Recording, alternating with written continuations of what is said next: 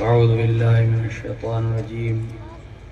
بسم الله الرحمن الرحيم إن الله وملائكته يصلون على النبي يا أيها الذين آمنوا صلوا عليه وسلموا تسليما اللهم صل على سيدنا ومولانا محمد وعلى آله وأصحابه أجمعين وبارك وسلم. أعوذ بالله من الشيطان الرجيم ومن يعظم شعائر الله فإنها من تقوى القلوب صدق الله العظيم. اسٹیج پر تشریف فرما علماء ذوی الاحترام، سادات کرام، مجمع میں بیٹھی ہوئی اہل سنت و جماعت، جملہ عوام،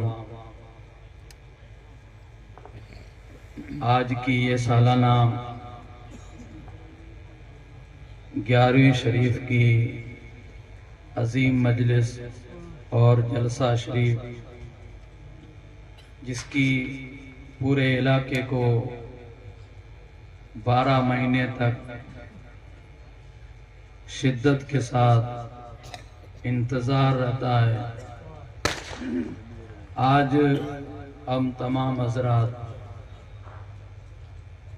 حضور پیر صاحب قبلہ کے چہرے کی زیارت کرنے کے لیے اور ان کے سینے پاک میں موجزن فیوزات و برکات سے مستفیض ہونے کے لیے ہم سب آس لگائے ہوئے، امید باندھے ہوئے، چھوٹے اور بڑے، عوام اور خواص، علماء اور غیر علماء، سب کے سب ان کے انتظار میں بیٹھے ہوئے ہیں. یہ بڑے بڑے خطبہ، مقررین اور ان کے ساتھ ساتھ یہ لمبی چوڑی قطار علماء ذوی الاحترام کی اسٹیج پر جو ہمیں نظر آ رہی ہے، اور ٹھاٹھے مارتا ہوا یہ اہل سنت و جماعت کا سمندر،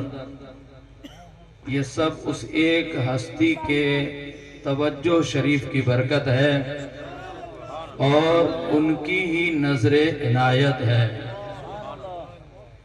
آپ حضرات تحریک صدیقی سے جس دن سے وابستہ ہوئے، آج تک آپ حضرات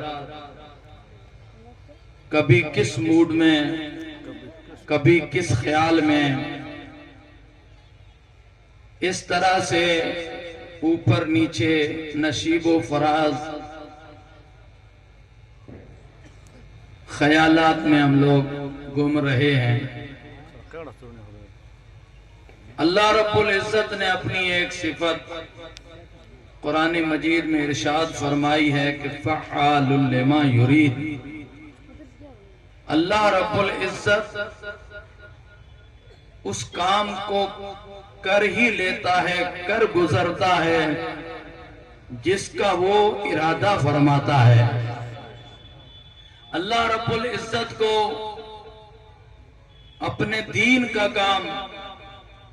کب لینا ہے، کہاں لینا ہے اور کیسا کام لینا ہے اور کن لوگوں سے کام لینا ہے، کس رنگ ڈھنگ کا لینا ہے، کس نوعیت کا لینا ہے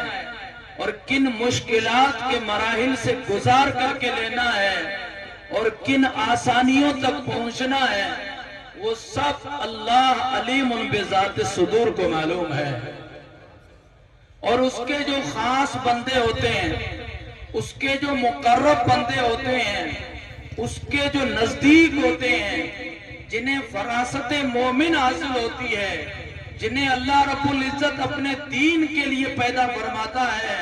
اور جن سے اللہ تعالیٰ اپنے دین کو پروان چڑھاتا ہے اور جن کے ذریعے سے اللہ اپنے دین کی حفاظت فرماتا ہے،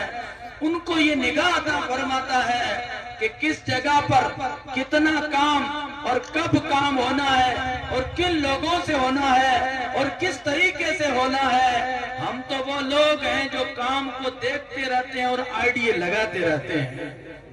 بحمدہ تبارک و تعالی آپ حضرات کا سابقہ جب سے اس خصوصی فیضان کے ساتھ ہوا ہے، آپ فقط اس ایک جلسے کو دیکھ لیجئے۔ تنظیم فیضان غریب نواز، تنظیم فیضان حافظ ملت فیض جیلانی، یا اس کے تحت ہو رہے اس جامعہ کے کام کے علاوہ جگہ جگہ پر ہر بستی میں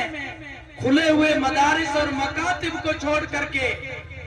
پیر صاحب قبلہ کے دوروں اور دوسرے سارے کے سارے ہونے والے جلسوں اور دعوتوں میں جو کچھ بھی نور بٹا، جو کچھ فیضان آپ کے دلوں نے محسوس کیا، اس سب کو ایک طرف رکھ کر کے اس میدان میں سالانہ ہونے والے 11ویں شریف کے ایک جلسے کو اگر نظر میں رکھو گے تو آپ کا دل پکار پکار کر کے کہے گا کہ ہر آنے والے سال کا جلسہ پہلے والے سال سے بہتر ہی نظر آئے۔ لمبی چوڑی تقریر کا ٹائم نہیں ہے، میں نے ایک آیت کا جز حصہ تلاوت کیا ہے۔ اللہ تعالیٰ ارشاد فرماتا ہے من یعظم شعائر اللہ فإنہا من تقوی القلوب، جو اللہ کی نشانیوں کی تعظیم کرتا ہے اللہ تعالیٰ ان کے دلوں میں تقوی پیدا کرتا ہے۔ اللہ تعالیٰ کی نشانیاں قرآن مجید میں ان الصفا والمروہ من شعائر اللہ فرمایا گیا۔ جو حاجی عمرہ کرنے گئے ہیں، حج کرنے گئے ہیں، ان حضرات نے صفا مروہ کی پہاڑیاں دیکھی ہوں گی، دیکھنے میں بہت چھوٹی ہے، اللہ تعالیٰ ان کو اللہ کی نشانیوں میں سے 2 نشانیاں قرار دیا ہے۔ معلوم ہوتا ہے کہ جس چیز کو دیکھ کر کے خدا یاد آ جائے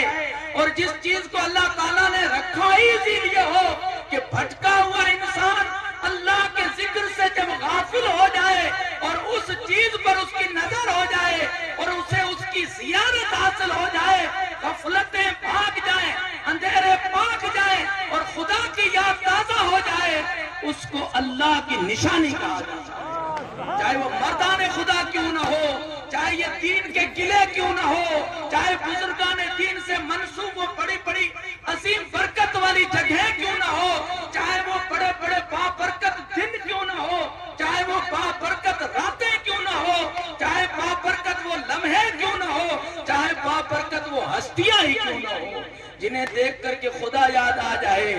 اور دنیا کا خیال کم ہو جائے، بندہ دین کے لیے جذبہ محسوس کرے، طرح طرح کے دین کے کام کرنے کے جذبے جو ہیں وہ دل میں اٹھنے لگے، اس ہستی کو، اس شے کو، اس لمحہ کو، اس جگہ کو اللہ رب العزت نے اپنی نشانی قرار دیا۔ ہمیں واحد ایک نشانی چند سالوں سے حاصل ہوئی ہے کہ جس کی برکتوں سے پورا علاقہ پھکے نور بنتا ہے۔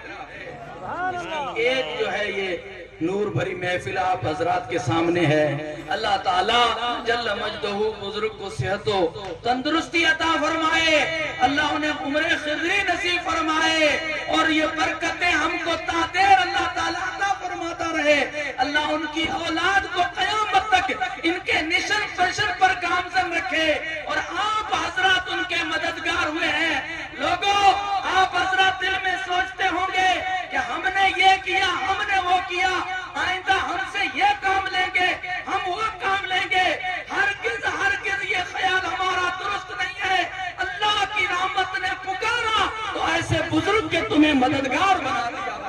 اللہ تعالیٰ کی رحمت نے تمہیں تکا تو اتنے بڑے مشن سے تم لوگ متعلق ہو گئے ہو۔ جتنا جتنا کام کرتے جا رہے ہو، نہ تمہارا کمال ہے نہ تمہاری عقل کا کمال ہے، یہ اللہ کے فضل کا کمال ہے جو اس ڈوری کے اندر ہم لوگوں کو منسلک کر رکھا ہے۔ اللہ رب العزت ان تمام برکتوں کی اہمیت دلوں میں اجاگر کرنے کی اور ان نعمتوں کی قدر کرنے کی توفیق عطا فرمائے۔ السلام علیکم ورحمۃ اللہ وبرکاتہ۔